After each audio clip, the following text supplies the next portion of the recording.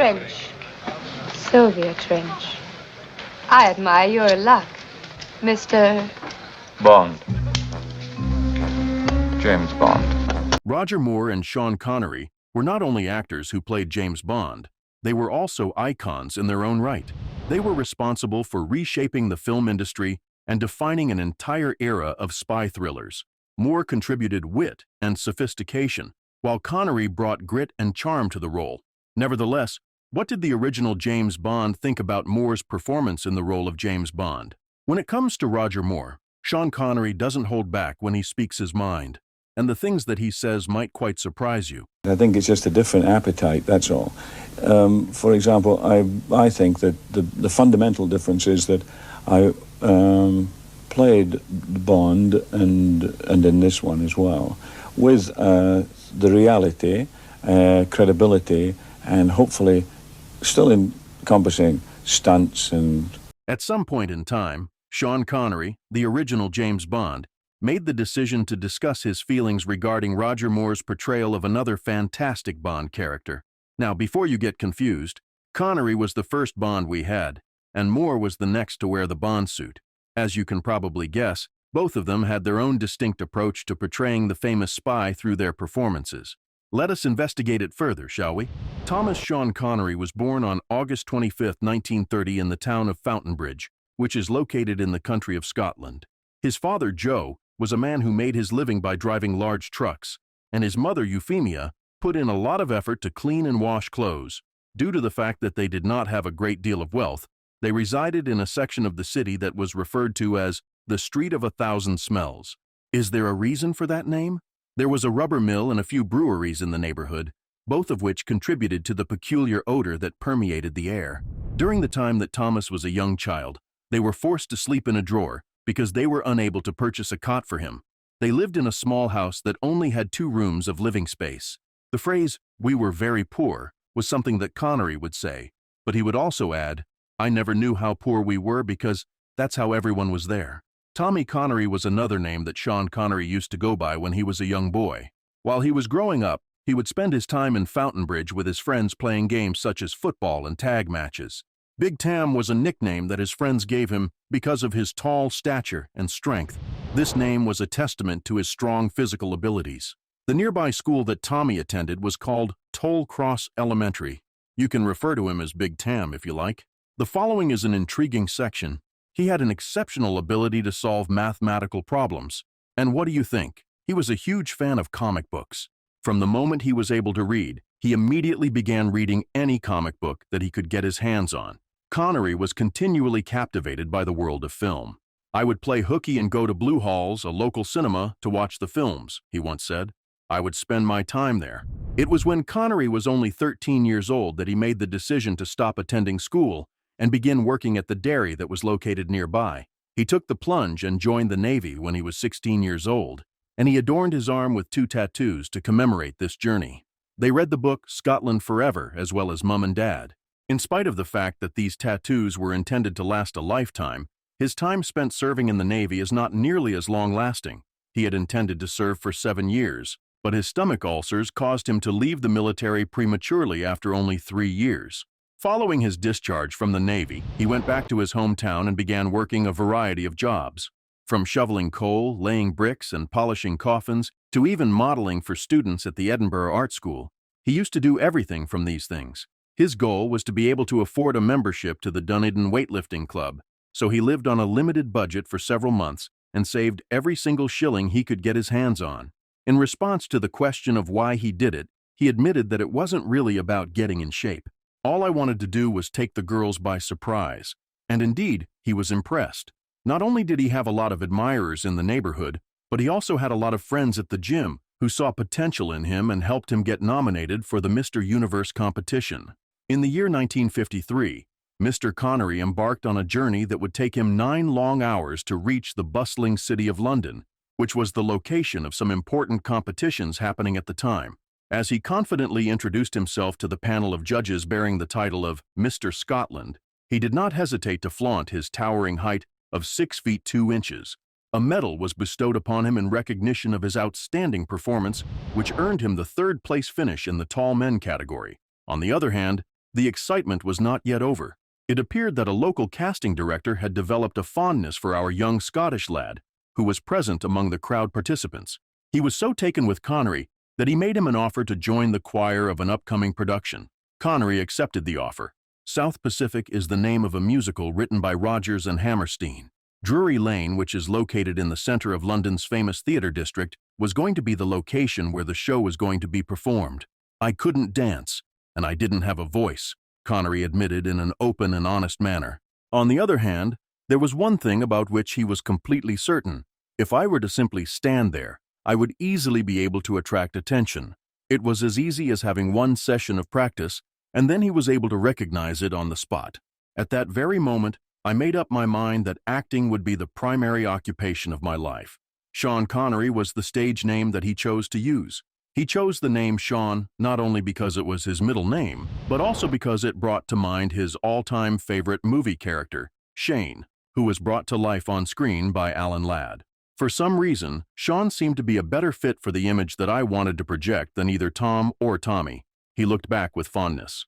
As a consequence of this, the name Sean Connery was introduced for the very first time in the South Pacific program, acting as a member of the chorus. Looking ahead, Connery was able to secure roles in a wide variety of films and television shows over the course of the subsequent few years.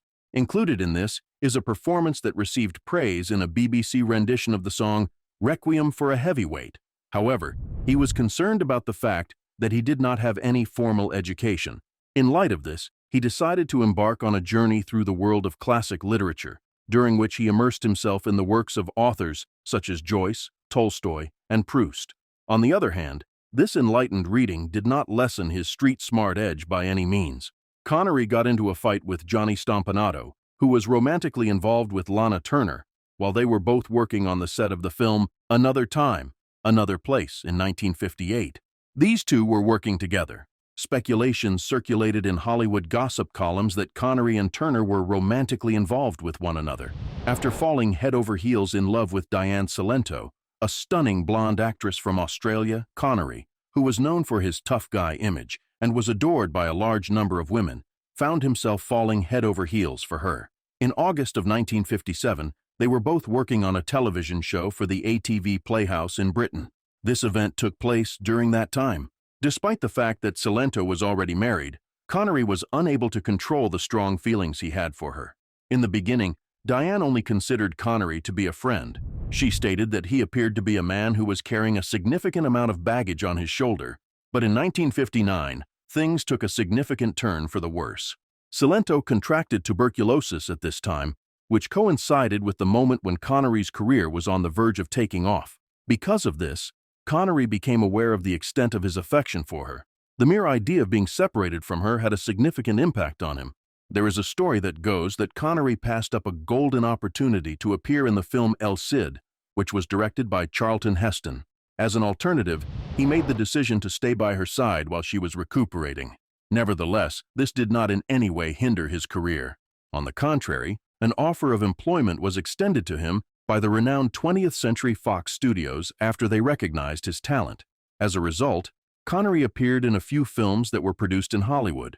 As soon as he had finished fulfilling his contractual obligations, luck smiled upon him once more. This time around, two producers named Harry Saltzman and Albert Cubby Broccoli recognized his potential and decided to cast him as the main character in a spy film. In this film, one of the many novels written by Ian Fleming served as the inspiration for the story. As a direct consequence of this, the world was presented with a new hero with the name James Bond. Just as things were getting interesting. Yes. Tell me, Miss Trench, do you play any other games? This is James Bond. The film Dr. No, which was released in 1962, provided us with a glimpse of this spy engaged in a conflict with the villainous antagonist who was attempting to seize control of rockets launched from the United States. Two additional films were added to the series in a short amount of time after the success of the first film, Dr. No from Russia with Love, which was released in 1963, to Goldfinger, which became an enormous hit in 1964.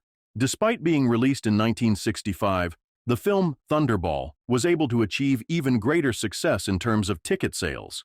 After that, in 1967, You Only Live Twice was released. As a result of Sean Connery's portrayal of James Bond, The character came to be seen as the epitome of the British super spy. His irresistible charm, undeniable allure, and somewhat questionable ethics contributed to this perception. You are correct, even during the time when he was forced to wear a wig in order to conceal his early onset baldness. As Saltzman reflected on the past, he stated that we were certain that there was something special about this individual. We were able to include him in our team without even requiring a screening appointment. We were all in agreement with one another. This man was destined to be number 007. In addition to his iconic Bond persona, Connery also wowed audiences with his performance in a number of other remarkable roles. In 1964, he appeared in the intriguing psychological drama Marnie, which was directed by Alfred Hitchcock. Are you interested in pre-Columbian art, Mrs. Taylor? Those were collected by my wife. She's dead. They're the only things of hers I've kept. In addition, he worked on a number of other projects, such as The Hill during the year 1965, A Fine Madness during the year 1966, Shalako during the year 1968, and The Molly Maguires during the year 1970. During the filming of Diamonds Are Forever in 1970 and 1971, he made the announcement that he would be retiring from the role of James Bond. The opportunity presented itself for Roger Moore to play the role of the well-known spy, and he did so beginning with the film Live and Let Die in 1973. In addition to the fact that his acting career was flourishing, Sean Connery believed that this was the ideal time for him to concentrate on his personal life. After her divorce, Diane, who had been identified as his love interest, was now a single woman. During the month of November in 1962, they tied the knot in a private ceremony that took place at Gibraltar Rock. It was during an interview with the Saturday Evening Post that he boasted, "With this fame, I could probably get away with anything. In addition to the fact that my meals and beverages are now of the highest quality, I am seen with the most stunning women." Connery had a knack for crossing lines during interviews and occasionally endorsed questionable behaviors, despite the fact that he was charming and successfully accomplished. According to one example, he once made a shocking statement to a newspaper based in London, in which he justified the use of physical force against women. A slap with the back of the hand is acceptable. In addition, you should cover her mouth with your hand. Following that, he continued to make controversial statements. Within the context of a discussion with Playboy magazine, he went on to say, "I do not believe that hitting a woman is wrong. An adequate warning is provided in the event that all other options have been exhausted." The newspapers were filled with this whirlwind of gossip in 1973, which caused quite a stir with its coverage. The conversation was centered entirely on him, and it was not exactly a flattering one. Exactly 10 years had passed since the birth of his son Jason, Cilento, who was his wife, and he decided to end their marriage. According to rumors and speculation, he was not kind to her, and there were even hints that he threatened to hurt her physically. However, Connery did not back down. Denial of each and every accusation with a firm stance. In 1975, following a period of 2 years, he once again made his way down the aisle. Micheline Roquebrune, a French-Moroccan artist, was the enchanting woman who would become his bride. And can you guess where their love got its start? During a golf tournament in Morocco, which took place in the breathtaking open fields. Golf was a sport that both of them lived for. During that fateful day, they were victorious in more than just the men's and women's categories of the competition. They were successful in winning each other's affections. The fact that their wedding took place in Gibraltar, the same location as his first wedding, came as a complete and utter surprise to everyone. Connery had starred in a total of 6 consecutive Bond films by this point in time. Nevertheless, the man who had once basked in fame craved less attention at this point in time. Having made the decision to remove himself from the spotlight of Hollywood, he relocated his residence to England and Marbella, which is located in Spain. This was the location where he relocated his wife and her 3 children from her previous marriage, thereby providing them with a life of luxury in exquisite mansions of their own. Connery would have to wait an entire decade before he would feel ready to reprise his iconic role as James Bond for the 20th and final time. The film Never Say Never Again, which was released in 1983, was a project that he reluctantly agreed to star in. Because of his performance, he was awarded a substantial payoff that was in the range of several $1,000,000. When compared to the meager sum of $16,000 that he was reportedly paid for his first Bond film, Dr. No, this was a striking contrast. Even with all of the money that he earned, Sean Connery experienced a sense of confinement. It was without hesitation that he voiced his dissatisfaction with the producers Broccoli and Saltzman, whom he believed were responsible for stifling his creative potential. In reference to his final performance as the well-known spy, he made the observation that his Bond persona is somewhat tedious and presents a problem. It was a very kind gesture on his part to donate a significant portion of his earnings to the Scottish International Education Trust. Due to the fact that it was intended to provide assistance to students who came from disadvantaged backgrounds similar to his own, he felt a strong connection to this initiative. Those who disagreed with him, on the other hand, questioned the reasons behind his charitable actions. Were you acting out of genuine kindness or from a political stance? Connery, after all, was a staunch supporter of Scotland's independence from the United Kingdom. He even went so far as to back the unsuccessful referendum in 2014 that was intended to sever Scotland's ties with Great Britain. He did not hold back when it came to contributions of significant amounts of his personal wealth to the Scottish National Party, which is well known for its policies that advocate for secession. Connery and his wife Micheline made the beautiful city of Marbella their home for more than 20 years, during which time they encountered peace and tranquility there. As a result of his time spent playing James Bond, Sean Connery continued to be active in the feature film industry. He had starring roles in a number of films, including films such as Murder on the Orient Express, 1974, The Man Who Would Be King, 1975, and Robin and Marion, 1976, in which he appeared alongside Audrey Hepburn. After this, the films The Great Train Robbery, 1979, Time Bandits, 1981, Highlander, 1986, and The Name of the Rose, 1986, were released in the years that followed. The most recent one, which is actually a film adaptation of a book written by Umberto Eco, was honored with a prize by the European Film Academy. In 1987, however, Connery was honored with the Academy Award for Best Supporting Actor. This was the moment that everyone was talking about. What is his function? In the movie The Untouchables, a Chicago police officer makes a determined effort to track down the notorious Al Capone of Chicago. In no way did he behave as if he was superior to anyone else. This was followed by the interviewer asking him why James Bond had been so popular for such a long time. And because Sean's response was so straightforward while still being accurate, it was clear that he had considered this issue before. It was his assertion that people enjoy action and entertainment, and that is precisely what James Bond films are all about. However, what I found particularly interesting was the fact that he did not merely discuss the action. He discussed the various actors and how each of them brought their own character and style to the role. It seems to me that he regarded Bond as more than just a single individual, almost as if he believed that the character belonged to each and every actor who played him, as well as each and every fan who watched him. When the name Daniel Craig was mentioned, Sean appeared to be genuinely pleased to learn that Craig admired the work that he had done. In spite of the fact that he did not appear surprised or as though he required the compliment, it was clear that it was significant to him.